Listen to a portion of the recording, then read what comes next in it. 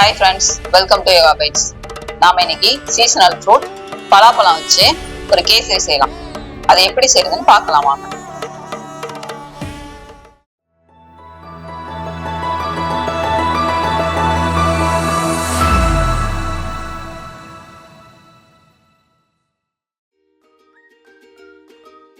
நம்ம கேசரி செய்யறதுக்கு பலாப்பழம் எடுத்து வச்சிருக்கோம். இந்த சீசன்ல தான் நல்ல பெஸ்டான டேஸ்டான பலாப்பழம் கிடைக்கும். இதை நாம சீட் எடுத்து வச்சுக்கலாம்.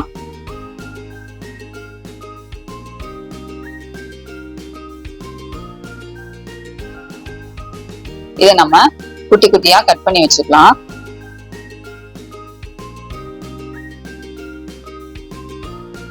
அத ஒரு பவுல்ல மாத்திக்கோங்க. இப்ப நான் 5 பலாப்பழ ஸ்லைஸ் எடுத்திருக்கேன். அத நல்லா குட்டி குட்டியா கட் பண்ணி வச்சிருக்கேன். இன்னொரு பவுல்ல 15 பலாப்பழ சொலைய சீடு எடுத்து வச்சிருக்கேன். இதை நம்ம அரைச்சு எடுத்துக்கலாம். சீடு எடுத்து வச்சிருக்க பலாப்பழ சொலையெல்லாம் ஜார்ல மாத்தி இதை நம்ம ஃபைன் பேஸ்டா அரைச்சு எடுத்துக்கலாம்.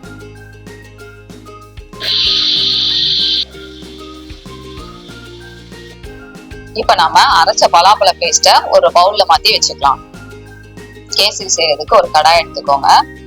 கடாய் நல்லா சூடானதுக்கு அப்புறம் ஒரு ஸ்பூன் நெய் ஆட் பண்ணிக்கோங்க. நெய் நல்லா ஸ்ப்ரெட் பண்ணி விடுங்க. இப்ப நம்ம 1/4 கப் முந்திரி எடுத்துருக்கோம். அதை வறுத்து எடுத்துக்கலாம். முந்திரியை நல்லா பொன்னிறமா வறுத்துடுங்க. முந்திரி நல்லா வறுந்துச்சு. இப்ப நம்ம இத ஒரு பிளேட்ல மாத்திக்கலாம். இப்ப நம்ம அதே கடாயில 1/4 கப் திராட்சை எடுத்து இதையும் வறுத்து எடுத்துக்கலாம். திராட்சை சீக்கிரமா ஃப்ரை ஆயிடும். அதனால ஸ்டவ் லோ ஃப்ளேம்ல வச்சுக்கோங்க.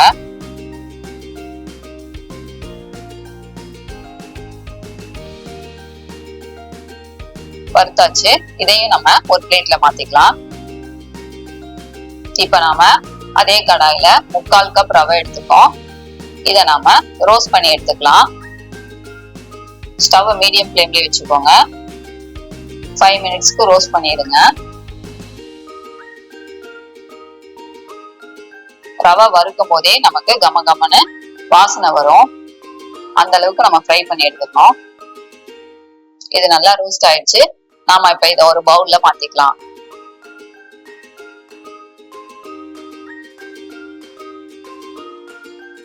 ஒரு கடாய் எடுத்துக்கலாம். கடாய் நல்லா சூடாகட்டும். இப்ப நம்ம 2 ஸ்பூன் நெய் ஆட் பண்ணிக்கலாம்.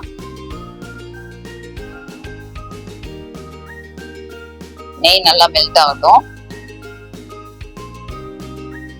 இப்ப நம்ம இதுல அரைச்சு வச்சிருக்க பலாப்பழ பேஸ்ட் ஆட் பண்ணிக்கலாம்.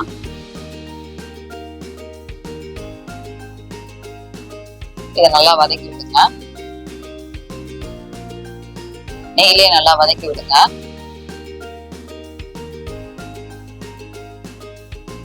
கிளறி விட்டுட்டே இருங்க, இல்லைன்னா அடியில உட்கார்ந்துரும். இப்ப நாம இதுல கட் பண்ணி வச்சிருக்க பலாப்பழத்தெல்லாம் ஆட் பண்ணிக்கலாம். இதையும் நல்லா வதக்கி விடுங்க.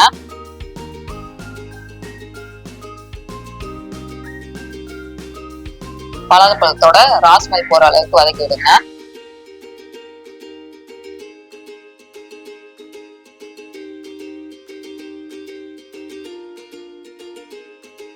இது ரெடி ஆயிடுச்சு.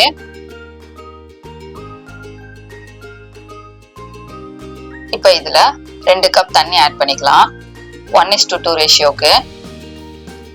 இது எல்லாத்தையும் நல்லா மிக்ஸ் பண்ணி விடுங்க. தண்ணி நல்லா கொதிக்கட்டும்.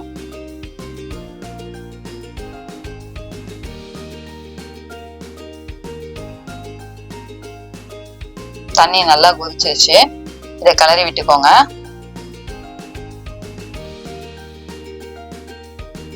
இப்ப நாம இதுல ரோஸ்ட் பண்ணி வச்சிருக்க ரவையை ஆட் பண்ணிக்கலாம். ரவையை ஆட் பண்ணி நல்லா மிக்ஸ் பண்ணி விடுங்க. கட்டி படாம இருக்கணும். நல்லா கிளறி விட்டுட்டே இருங்க. ஸ்டவ் கொஞ்சம் மீடியம் ஃப்ளேம்ல வச்சுக்கோங்க.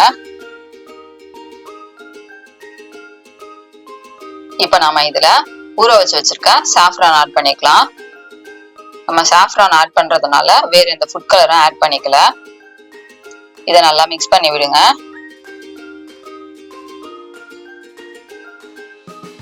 இந்த ஸ்டேஜ்ல நாம 1 ஸ்பூன் நெய் ஆட் பண்ணிக்கலாம். நெய் ஆட் பண்ணி நல்லா மிக்ஸ் பண்ணி விடுங்க. ரவா நல்லா வெந்து வரட்டும். ரவா நல்லா வெந்ததுக்கு அப்புறமா நம்ம சர்க்கரை ஆட் பண்ணணும். 3/4 கப் சர்க்கரை ஆட் பண்ணிக்கோங்க. இதையும் நல்லா மிக்ஸ் பண்ணி விடுங்க.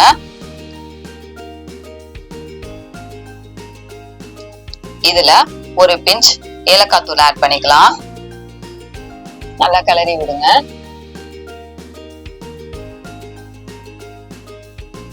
இப்ப நாம இதுல வறுத்து வச்சிருக்க முந்திரி திராட்சையும் சேர்த்து நல்லா கிளறிக்கலாம்.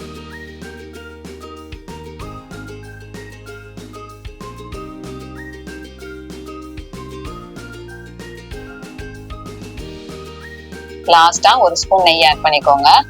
நெய் ஆட் பண்ணி நல்லா மிக்ஸ் பண்ணி விடுங்க. நெய் அதிகமா சேர்க்கறதுனால டேஸ்ட் நல்லா ரிச்சா இருக்கும். அவ்வளவுதான், பலாப்பழ kesari ready.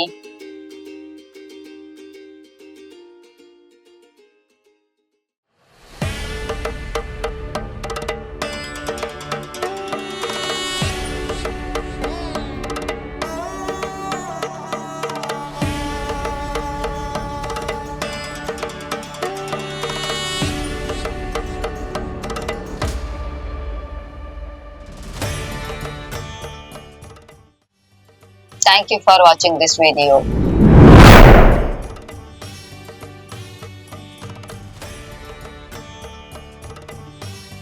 Please do subscribe to Yoga Bites.